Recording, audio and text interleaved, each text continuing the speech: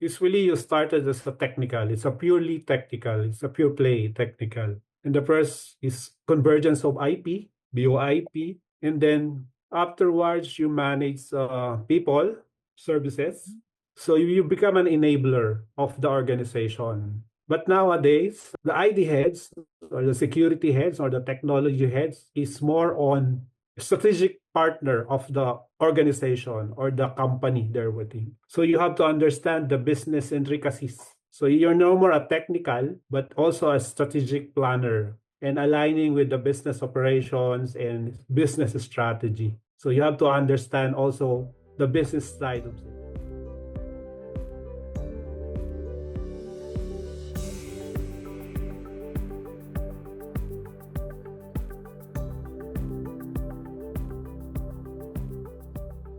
Hello and welcome to the mainstream. I am Simran Shivalkar, your host for today. We are back with a new episode of Voice of CISO. Today I have with me Mr. Jojo Nufable. Well, firstly, Jojo, thank you so much for being a part of this series and joining us today. Yeah, it's my pleasure. Absolutely. Jojo, I am going to take this opportunity and a quick moment to introduce you and share a few things about you with our audience today. To begin with, Jojo is the Vice President and the Group CISO for St. Luke's Medical Center. With nearly 3 decades of experience across IT, cybersecurity, telecommunications, as well as digital transformation, he is currently a senior executive in the healthcare sector and has consistently shaped strategic conversations around AI, risk management, cloud infrastructure, and enterprise security. From receiving the CISO of the Year award at PhilSec 2023 to being recognized as a Legend Awardee at the World CIO 200 Summit Philippines 2025, his leadership spans both national and global stages. He actively serves on multiple boards, mentors young professionals, and is a sought after voice at premier tech summits across Asia. In today's episode, we will definitely take a deep dive into his journey and also try to understand his vision for the emerging technology. Jojo, firstly, thank you so much for joining us today and nearly 3 decades of experience and a journey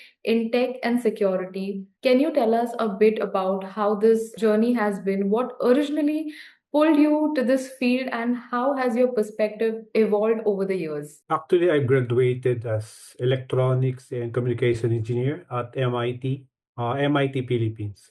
It's the same as MIT in US. It's pattern after that.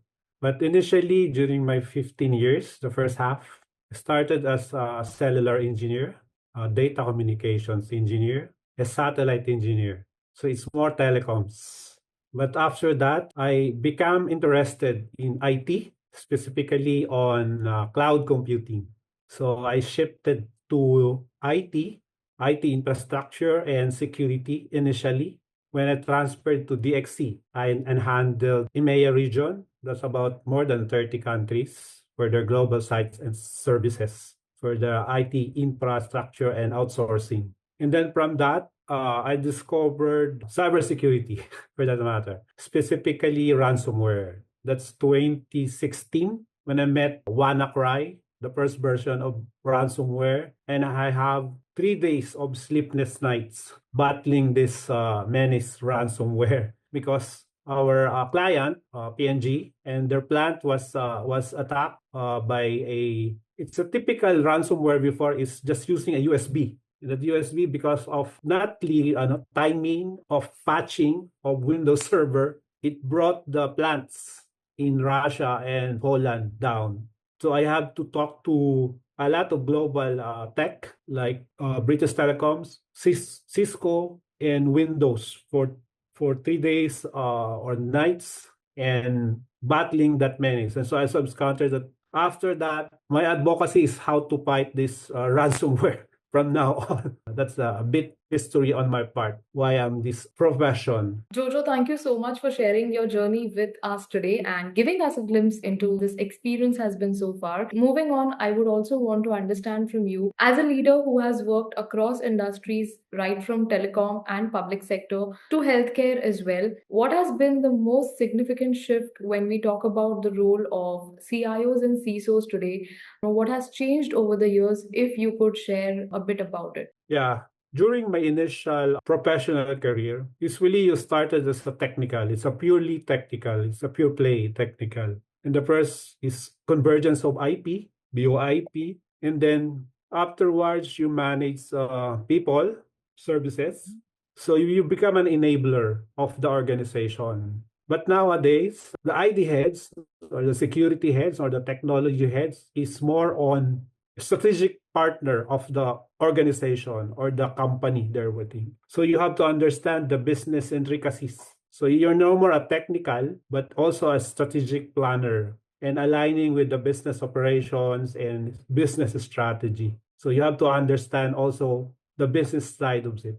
So it's you keep innovating from that on. That's the big difference. You keep changing your role actually. You keep evolving. That's the word. That's Right. evolution. Oh. Absolutely, Jojo. I think all can agree with that. Over the years, that has been the significant shift for a CISO and a CIO. The role has gone beyond IT and operations and security as well to actually being a kind of business enabler. And next, I would want to understand you have also led some of the large scale transformations and you've also helped define governance models. From your journey, how do you balance innovation with risk, especially in a highly regulated sector like healthcare? We have this called shifting prompt. Shifting prompt is basically the digital transformation innovation, but you have to key in the shifting right. Meaning shift right, meaning at the get-go, starting, it should be secured by design. The risk profile is there, and you have also to have to collaborate with different stakeholders since usually it's being done to a pilot. Initially, when I was starting on digital transform, I handled a lot of digital transformation already, even in healthcare. And my mistake before is doing it in a big bang, and that's cost a lot. So I think the best scenario is that you have to get the cooperation of all the stakeholders. You have to leverage also of the technology of the risk mitigation and fostering a culture of responsible innovation, meaning you have to understand the intricacy of the risks, the security, especially on healthcare that we're dealing with lives. So there's a lot of regulations. There's a lot of patients' privacy. So you have to suit it. Usually, I started by having a risk assessment. In this case, with the risk assessment, I have to understand all the risk factors, and then from there, I collaborate with the needed stakeholders Right. and do it by phase or pilot. Well, Jojo, taking cues from that with AI, cloud, and cybersecurity, which are now, at the center stage, converging rapidly. And from your point of view, which emerging technologies do you think will be or will define the next phase of enterprise IT leadership? Because we've already seen so much happening around AI. There's a lot of innovation around it. So, what is your point of view? Yeah. When I do speaking, it's always AI. Everything is being run on AI. Right. And initially it's Gen AI, but I think the game changer is the agentic AI. Right. And it once it's powered by a quantum computing, once it's already matured enough and could be powered on a smaller scale, I think it will be a game changer for everybody. Meaning, I'm not even sure if my role as a CISO will be there because once it's already a matured AI, it should be secured by design. So it should be done by, and it's being done by agentic AI. Then I don't know, my role may be put on a governance level, like a AI governance level, just to govern those bots, Correct. those agentic AI. It's changed a lot and it's fast enough that you have to be ready to what's going on. Jojo, firstly, thank you so much for being candid. I mean, you've rightly pointed out that technologies like agentic AI potentially could replace human jobs, some of the roles of CISOs as well. So, again, taking cues from there, I'm also aware you have received various accolades, some of them being the CISO of the Year and the Legend Award as well. From your journey, from your experience throughout these years, what do you think are some of the key defining factors for leaders today when we talk about this domain? Because there's rapid evolution of technology, innovation is happening every new second. So, what do you believe sets a leader apart today? Usually, I receive awards not only by my accomplishment or on my internal organization. What they're looking usually is what you do outside of your organization, like doing externally, helping your community. For us, it's cybersecurity. I handle already a lot of hospitals, more than 30 hospitals. An award usually is you win your own advocacy beyond your organization. You will not only accomplish much by doing transformation on your own organization, but beyond your organization, meaning beyond the industry level, like doing something for the community, which for us is the cybersecurity and healthcare industry. And that's the difference between an awardee and those not having an award. You have some sort of an advocacy or cause that you're by. With me, more than 6 years now, I'm handling hospital. I've handled more than 30 hospitals already. Jojo, I really want to know from you. You're also deeply involved in mentoring students and also the ones who are kind of, keen on their early career professionals. What advice would you give to the next generation of CIOs and CISOs, leaders who wish to make their mark in this space? For future leaders, my advice is keep evolving, keep reinventing yourself, keep learning because the technology runs so fast that you have to be aligned with it. You have to adapt with it because you are working with a space where you are fighting. There's a bad actors we're fighting, and they're very fast to understand or use technology against us also. Right. So that's the only way to survive this one. Me, for example, I'm having my executive MBA at the moment, but I'm also trying to get my certification in cloud security and AI security at the same time.